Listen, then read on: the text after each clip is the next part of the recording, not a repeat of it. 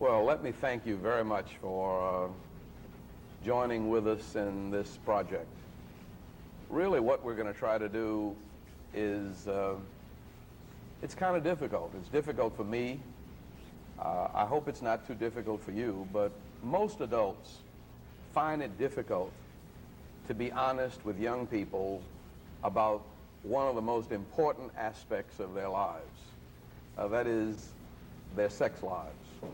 And we find ourselves, talking around it, joking around it. I remember one of the things that they used to say to us when we were boys, tell you a story. A cat ran across the street. He was running across a railroad track, and a train was coming. And he decided he'd beat the train. And as he was running across the track, he just barely got across, and the first wheel of the engine clipped off the tip of his tail. And he wheeled around to see what happened to his tail. You know what happened? The next wheel cut off his head. The moral is, never lose your head over a piece of tail. Do you ever hear that? Okay. And the other kind of thing that that people would say, that would give you the impression that sex is something bad. But then at the same time, people would say, well, if God made anything any better, he sure must have kept it for himself.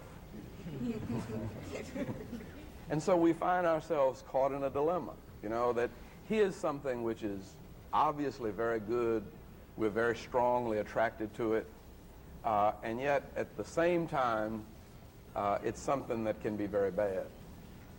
And that's the dilemma that most young people find themselves in. Just what do I do? Where do I come down? How can I enjoy life, grow to the fullest, and still not have all of the downside? Because see, not only is sex something that's very good, it's something that inevitably can change your life, because it's very, very easy to get pregnant. And not only do girls have babies, girls don't get pregnant by themselves. There's always some guy that's got something to do with it. When my wife was in the hospital with our oldest child, there was a little girl in the next bed who was also having a baby.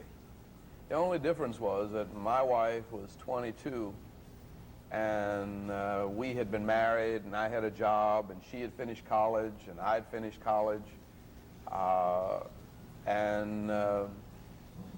The other girl in the next bed was 11 years old. Can you imagine anybody 11 years old taking care of a baby? You're still a baby yourself at 11. And yet here was a child, still a child herself. And for the next 16 to 18 years, not only was she going to have to take care of her own life, she had another human life to take care of. And there was some guy, I don't know who he was, and I'm not even sure she knew who he was. He was probably a lot older, and he probably, said to her things like, well, if you really love me, you would let me. He ran a game on her. And yet, he wasn't there to help her take care of this baby. And so her life was clearly changed. The life of the baby was in the world without somebody, mother and father, to take care of him. Now that was in a little town. That was down in South Georgia, down in Thomasville. And in those days, most children were not only living with their mothers, but their grandmothers were still in the house. And they had aunts and uncles next door and around the corner. And so really what she could do was take the baby home and hope that her grandmama would help her raise it, or hope that, one of her aunts would help take care of her, or that her mother would help. And if she was lucky enough to have an aunt or a mother or a grandmother, then maybe she could go back to school and maybe the child would be well taken care of. But in big cities, how many of you have grandmothers in your house with you? One, two? How many of you have aunts and uncles nearby? Two or three? Are your aunts and uncles or your grandparents in a position to help you take care of a child sometime? But still, bringing another life into the world is a serious responsibility. And most of the girls realize that, don't you? I mean, it's understood to be serious for girls, but boys sort of think that, it's manly. I'm bad. Yeah, she's mine, and it's a way of expressing their possession of another human being. But that's not really what a relationship is all about. And if you're going to really get your life together so that not only can you survive and take care of yourself, but take care of your children, and, which is something all of us, I think, have to figure out a way to do, make a contribution to the world in which we live. I'm a firm believer that God put every human being on this earth for a purpose, and that the world is supposed to be a better place because you are here. And there's something that God intends for your life that will enable you to make it a better place. The Bible says, make it more like the kingdom of God. And it also says that all of us are created in the image of God, and we are called to be partners with God in creation. That means that we have the power, biologically, to bring another human being into the world. And at the same time, we have the responsibility to care for that human being and also to make a contribution to the world in which we live to make it a better place for all other human beings. Now, I don't know what you think of your own situation in life, but you are probably already at 15, 16, some of you 17 and 18, already you've had more education, more opportunity than 95% of the people on the planet. I mean, 75% of the people on the planet can't read and write in any language. All of you have finished grammar school and are in high school. And most of you, and I hope all of you, will finish high school. And many of you, I hope all of you, will go on to college, or you'll certainly go on to some skilled trade that will enable you to care for a family, hopefully own a home, drive a car, and enjoy the work that you do. Make a contribution to your community, be an active member in the church, work with the Boy Scouts or the Girl Scouts or the Boys Club or Girls Club. I mean, that's sort of the American ideal. And not many people in the world can hope to live that way. Just the clothes that you have on are more expensive than clothes that are available to most people in the world.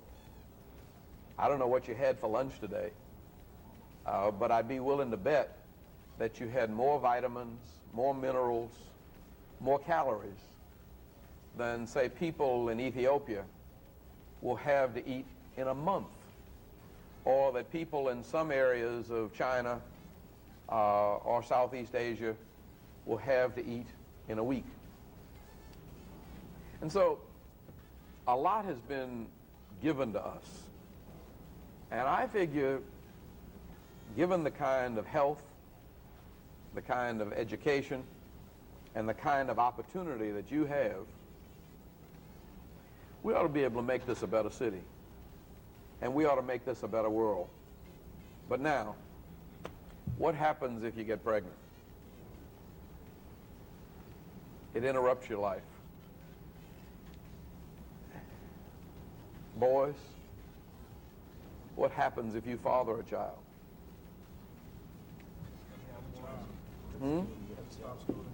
Well, at least you have a legal responsibility to care for that child.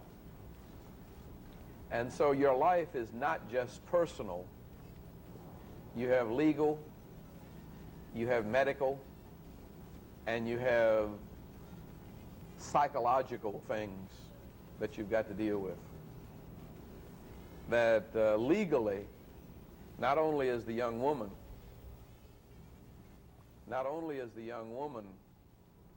responsible for the child, but legally the father is responsible. Well, how old are your children? Well, my children are, I have 4 children, and 3 of them are grown young women, 32, 30, and 26, and a little boy, 14, who'll be 15 next month. How did you cope with them? Well, the thing was that with both the mother and father, and the way I coped with my children was to just make sure when they were very young that they had all of the attention and all of the affection that they needed, so that they didn't need a boy to reassure them that they were loved. And I think the most important part, this is the reason why I think no matter how big you get, you still ought to hug your mama when you're leaving home, and you still ought to not be ashamed to kiss your daddy goodbye, and that the normal routines of family routines really are a way of saying day after day that you're somebody and you're important.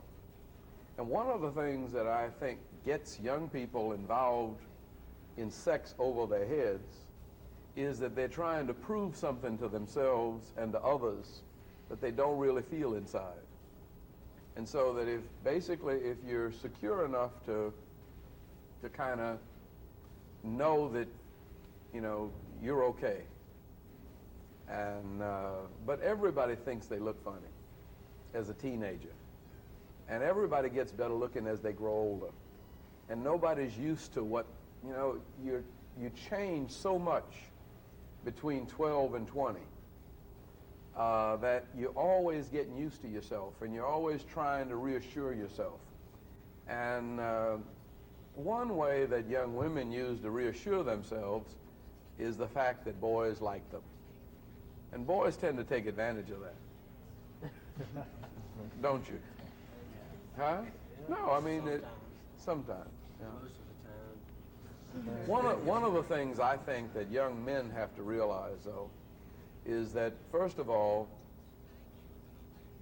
a child that's born as a result of your having sexual intercourse with a young woman is as much your child as it is the young woman's child. And not only do you have the legal responsibility, but you have an emotional responsibility. That child needs a father. And that child needs someone to love him or her and reassure him or her. And if you're not able to do that, then you're bringing that child into the world without the same chance, without as good a chance as the children have that have both parents to love them. The other thing, I think, is that you really have more to take care of yourself. I don't know about you, but I didn't really figure out what I wanted to do with my life until after I was through college. And if I had had to take care of a child, I wouldn't have been able to have the freedom to make the choices to go to college, to work in the summertime or not work. You know, your life suddenly changes when you're a father, and it should change. And so I was always reluctant to assume the responsibilities of fatherhood until I was sure I could be a good father. And I think more and more young men need to understand that they ought to treat the girls that they are friendly with just like they'd like somebody to treat their sisters, or just like they'd like their mothers treated. I'm not putting you into dozens. But you wouldn't want anybody mistreating the women in your family. And yet, we sometimes think it's all right to lie and scheme and play games with the affections of other people. Human relations is a really complicated thing. Did any of you see the movie Fatal Attraction? Yes. Yes. It was scary, wasn't it? Yes. I mean, that lady freaked out. I mean, he went to bed with her one time, and she went crazy. That can happen. It can happen more easily with younger girls, particularly if it's their first time or they are not, you know, really, well, and they're not really secure is what I'm saying. Experienced is another word, but being secure in who they are, to be loved and then rejected is a real psychological shock. It's almost, you know, if you hauled off and slapped somebody in the face or hit them upside the head or broke their arm, you know that a bruise will heal, not that I'm advocating that, but a bruise will heal in a matter of a few days. Even a broken arm will heal in 6 weeks. But when you bruise somebody's self-image, it can take a long time to heal. And some people go through life never able to love anybody else because the first one that they loved and trusted didn't treat them right. I'm simply saying that sexual relationships and all human relationships are really very serious. And it's not something to play with. And most of us as men, we figure our manhood is based on how many notches we got in the gun. You know, and we lie. We say, oh yeah, ain't nothing to her. I had, you know. And the way the boys still talk about women like dogs in the locker room when they lied. I mean, they crack on folks something awful. And you know it's not true. Most of the things that guys say to each other about women is, I mean, they jive in each other, trying to make themselves feel important at some young lady's expense. And I just think that we've got to start being able to take that seriously and cut through some of this macho bull and begin to say that if I'm going to be a man and have a family, this is the kind of family I want it to be. And I want to have a woman that I love and respect, and I want to have children that I can care for and be proud of, and I want to be in a position to give them the things that a father ought to give them. And then, in that context, then I think you can begin to consider sexual intercourse with another human being. But if it's just a plaything, somebody's going to always get hurt. That's just at the emotional level. I'm not talking about AIDS or herpes or gonorrhea. You hear about all of those horror stories. And they're real. But even apart from that, I think we have to have enough respect for ourselves and enough respect, for the young women in our company, that we want to respect them and we want other people to respect them. That's the way you build strong families, and you don't have a strong people if you don't have strong families. And right now, one of the greatest dangers in the United States of America is the breakdown in the family. And so I'm hoping that young people, whether you agree with me or not, will begin to talk about what it means to have a family, and what it means to be a father, and what it means to be a mother, and what am I going to do to prepare myself to be a part of a strong family. Now, maybe this doesn't make sense to you, and maybe you want to talk about something else or ask some questions. And I think some of you said that you are already parents. And maybe I'm all wrong in what I'm saying. Would you like to share anything with me about your experiences, or say anything to other young people? It's not wrong what you're saying, but in my case, that's why I'm saying, in my case, because I'm not like everybody else. My baby was wanted. I planned for my little boy. But how old were you when your little boy was born? 16. 16. And so the father, you can't really say okay, the baby was made by him, but he hasn't really been a father on the account that he's been in and out of trouble. So the responsibility has really been mine. How old is your baby now? He's 6 months. 6 months. So his father just originally came home, and he wants to take care of the baby, but I don't know how his head is set now. And it's gonna How old is he? He's 22. So I was one of those 16, 21 old, but it wasn't the fact that you love me, you will, okay? Like I said, I wanted my baby. Now you really, it wasn't that you just wanted to have sexual intercourse, you really wanted a baby too. Right, because I didn't feel like I was loved in my household. We have a large household. See, that's what it is. And with so many people, after going on up and you're on their way out, they kind of overlook you. And I felt that, and then, I just felt like didn't nobody love me as much as they did the smaller ones. So I wanted me a small one to love and raise on my own. And now that all my attention goes toward my baby, they feel hurt. And I'm stuck between that right now. But you obviously knew what you were doing. Right. And you obviously have adjusted to it very well. And yet, you're back in school. Are you going to finish? Yes. Go on to college? I'm going to college. Very good. What are you going to major in? Computer. That's good. Well, I certainly hope you succeed, and I certainly hope you find a way to help that baby succeed as well. And not only with your love, but also maybe help that fella to provide a father's love.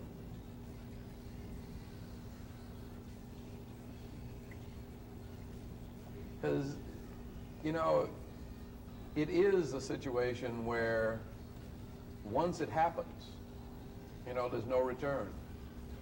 And I met a fellow, a very successful businessman out in San Antonio, Texas, that had a baby when he was 14. He was the father, and he married the young woman and got a job. And he went to school and worked right on through and finished high school. He didn't go to college, but he was a good, hard worker, and he had a very successful business. But still, it was very hard on him to try to be a good father. But to his credit, he took the responsibility and loved the little boy. And I hope that boys need a father if it's just to pick them up, pitch a baseball to them, roll the football on the floor, change their diapers too. And because every child coming into the world needs the love of a mother and father. And what else? Yeah.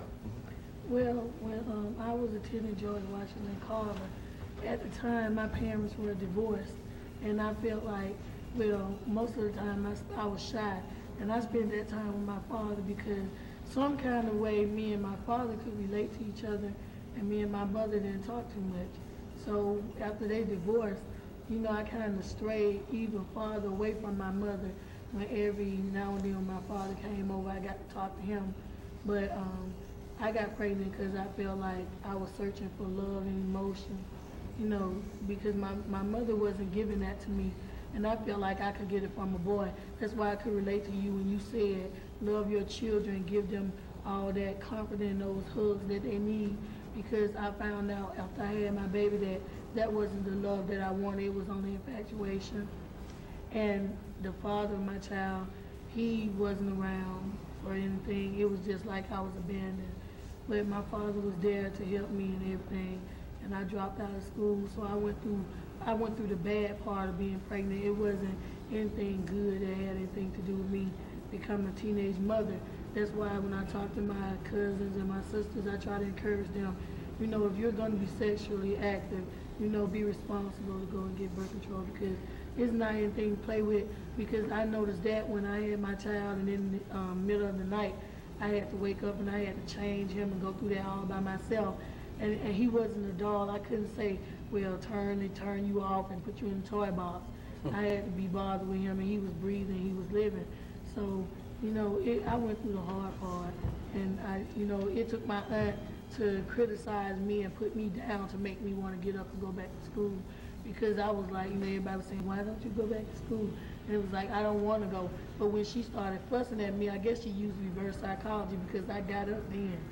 So, you know, being pregnant is not, you know, I thought when I was pregnant that this was something to let everybody see, but it wasn't, because I became ashamed, and it seemed like everybody turned their back on me, because they thought, oh, well, my sweet little girl couldn't do that because I had made good grades.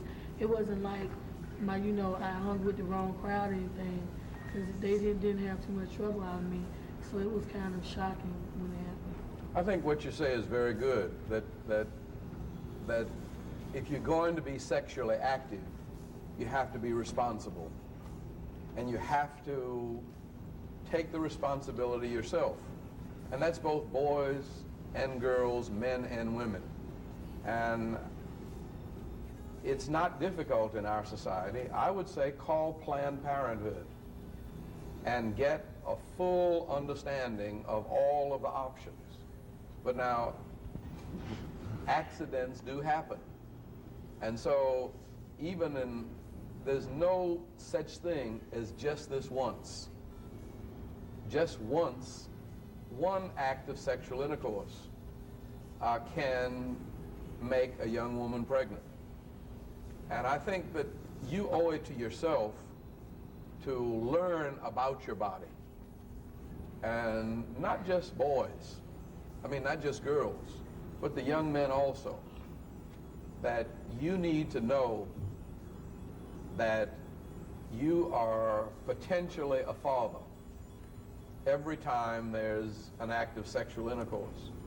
You're also, every time there's an act of sexual intercourse, whether you're a father or not, you're involving yourself emotionally with another person that makes you somewhat responsible to that person. And the problems created by that love that you share are not problems that you can just walk away from all the time.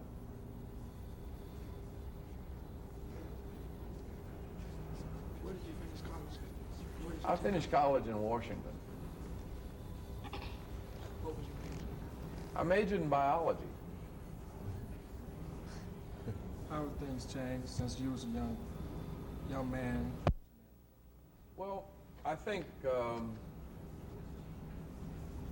when I was growing up, it was far more acceptable.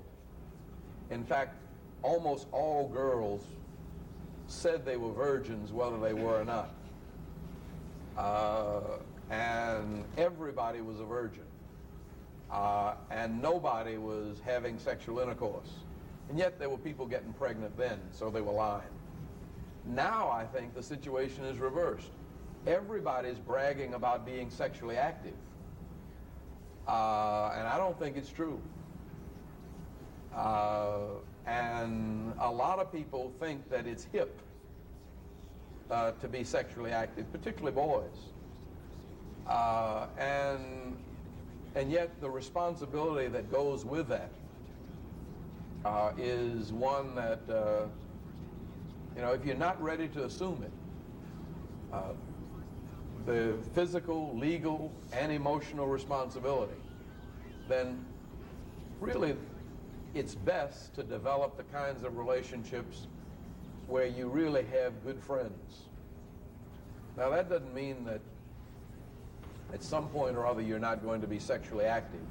When you are, you ought to be responsible and use some method of birth control.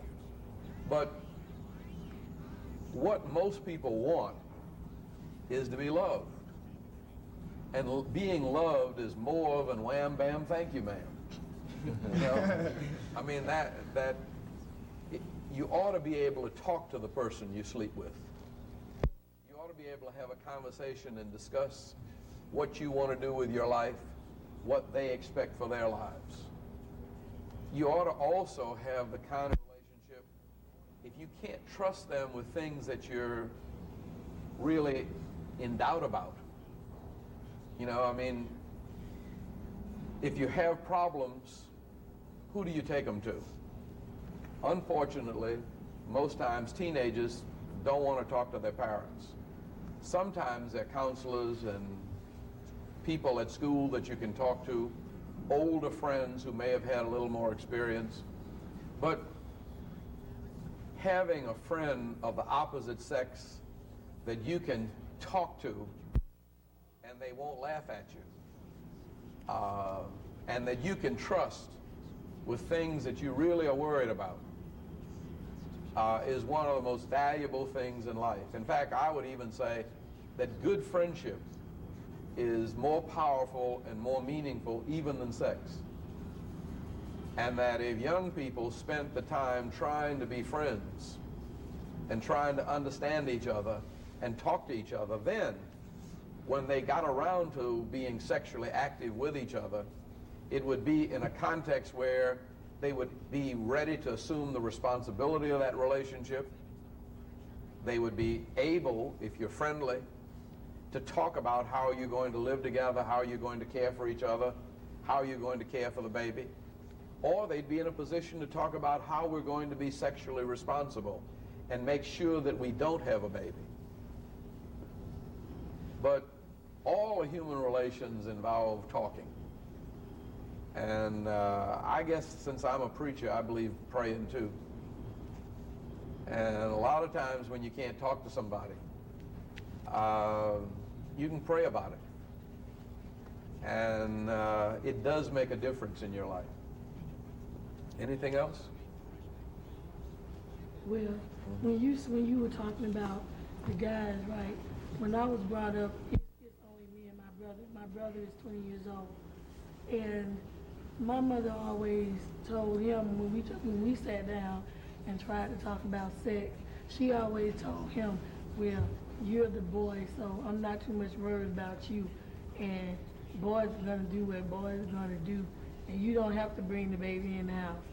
And and then she was telling me, well, you're gonna have to carry the baby and go through the birthing process, and the baby's gonna have to live here, So I always wonder, like in my neighborhood, they always instill that in the boys, that, boys are gonna do it anyway. I'm not worried about the boy. If a boy goes out and he contracts a disease, he can go and get it cured, and they won't say too much about him. And if he runs down the street, start naked, they're not going to remember that. But if a girl does it, then they remember it. But I think in honesty, it's much more dangerous for boys than girls. I mean, girls take the immediate responsibility of pregnancy. And for 9 months and then for 18 years afterwards, they have the burden. But they face the problem. And as both of you have said, you both seem to be dealing with it very beautifully. But the boys can end up running and being like a tomcat. And the dangerous thing about a boy is that he can get 8 or 10, 12, 15 girls pregnant, you know, and never take any responsibility. But then he's not a man. He is an animal. And he will never know what it is to have a warm, loving human relationship. And that's unfortunate, because not only is sex beautiful, but it's the basis of all of our family, all of our emotional life, all of our religious life, all of our economic life. I would even say that most of the people who are successful in business are happily married. And it takes two to make it in this world. And that's why God said that male and female were created in the image of God, and therefore a man shall leave his father and his mother and cleave to his wife, and they shall become one flesh. And what that's saying is that we really aren't complete by ourselves, that we need another human being in order to find what it really is to be human. You need your opposite half. The men need a female, the females need a male, and together you can become one flesh and be one people under God and bring forth a family in the image of God. And that's basically what life is about. And hopefully, regardless of the experiences that you've had, you will all begin to embark on a responsible and meaningful and loving life. Because love is what makes the world go round.